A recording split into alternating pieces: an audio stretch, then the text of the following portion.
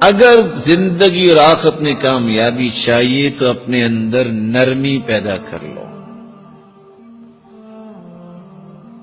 لوہے کی تلواروں کے سامنے جو نہ جھکے لوگ وہ رسول اللہ صلی اللہ علیہ وسلم کے اخلاق کی تلوار کے سامنے جھک گئے تھے.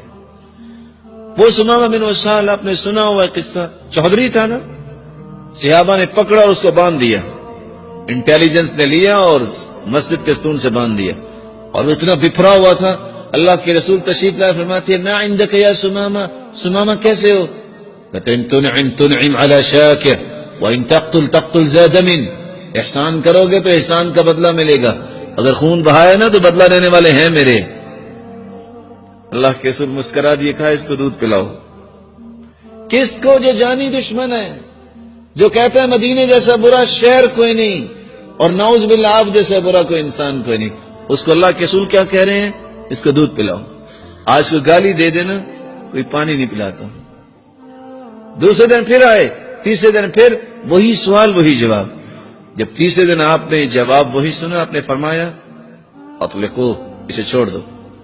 سبق نہیں پڑھایا، درس نہیں دیا، کتاب نہیں پڑھائی، صحابہ کے اخلاق اور رسول اللہ صلی اللہ علیہ وسلم کی نرمی دیکھی. جب کھول دیا وہ باہر گئے، غسل کیا، واپس آ گئے. کہا سمامہ آپ کیسے آئے ہو؟ کہا موت آئے گی تو آپ کے قدموں میں آئے گی. کس نے گرایا؟ اخلاق نے. ایک شخص نے مسجد کے کونے میں پیشاب کر دیا، صحابہ نے ڈانٹا، اوے یہ کیا کیا؟ کہا مہلن، رک جاؤ، لا تظلموا ای لا تقطعوا علیہ بولا. اس کو پتہ نہیں ہے، اس کو بیمار نہ کر دینا. جب وہ فارغ ہوا آپ نے پانی ڈول کا منگوایا اور بہا دیا اور کہا سنو ان هذه المساجد لم تبنى لهذا، یہ مسجدیں اس لیے نہیں بنائی گئی، انما هي لذکر اللہ والصلاة وتلاوة القرآن. مسجدوں میں تو ذکر کرتے ہیں، قرآن پڑھتے ہیں، نماز پڑھتے ہیں، اس طرح کے کام نہیں کرتے. وہ پہلے تو ڈر گیا کہ سارے صحابہ نے ایسے میرے ساتھ کیا ہے، تو پھر ریلیکس ہو گیا. دعا کرتے اللہم ارحمنی و محمدا، یا اللہ یا مجھ پہ رحم کر یا محمد پہ رحم کر. اللہ کے رسول صلی اللہ علیہ وسلم نے فرمایا لقد تہجرت واسعا، اتنی بڑی رحمت آپ نے دو بندوں کے لیے خاص کی. کہا اللہ کے رسول آپ نے پیار دیا نا، باقی تو غصہ ہی کر رہے تھے نا. ریاکشن. ایک نوجوان آگیا کہتا ہے یا رسول اللہ صلی اللہ علیہ وسلم اذن لی فی الزنا، مجھے بدکاری کی اجازت دیجیے. اور صحابہ کہتے ہیں اوے کیا کہہ رہے ہو، کس ہستی کو کہہ رہے ہو؟ فرمایا مہلن، رک جاؤ. مریض جب ہاسپٹل میں آتا ہے نا تو کچھ مریض زیادہ ہی سیریس ہوتے ہیں تو وہ اول پھول بولتے ہیں، ڈاکٹر غصے میں نہیں آتے کیونکہ بیمار ہے نا. اور بسا اوقات مریض نہیں آتا، ڈاکٹر کو بھاگ کے جانا ہی پڑتا ہے.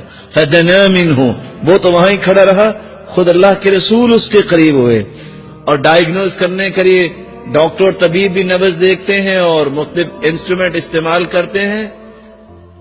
اللہ کے رسول صلی اللہ علیہ وسلم نے ڈائیگنوز کرنے کے لیے 4 سوال کر دیے.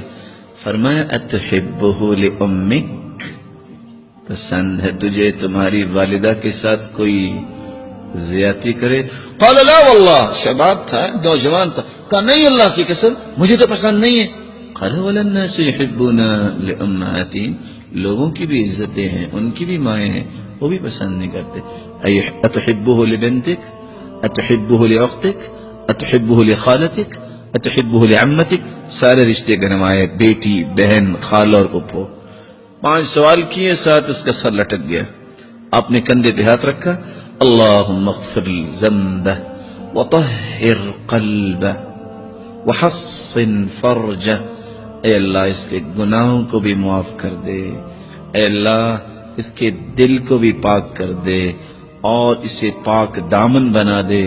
مسند احمد کی روایت ہے فلم یلتفت بعد ذلك الى شیء، پھر باقی زندگی اس نے کسی کی طرف آنکھ اٹھا کے نہیں دیکھا. علاج کس نے کیا؟ اگر وہ اس نے جب سوال کیا تھا تو 1 لگا دیتے، سمجھ آ جانی تھی اس کو. بعض دفعہ ہم کسی بات پہ غصہ کر رہے ہوتے ہیں اور اگلا کیا کہہ رہا ہوتا ہے؟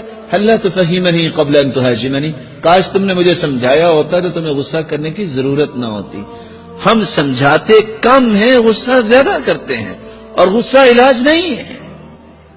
ایک صحابی نے کہا اللہ کے رسول وصیت کیجیے، اوصنی، قال لا تغضب، غصہ نہ کرو۔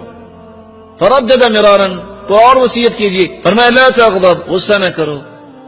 اور پھر فرمایا لا تغضب ولک الجنہ، غصہ کرنا تم چھوڑ دو، میں تمہیں جنت کی ضمانت دیتا ہوں۔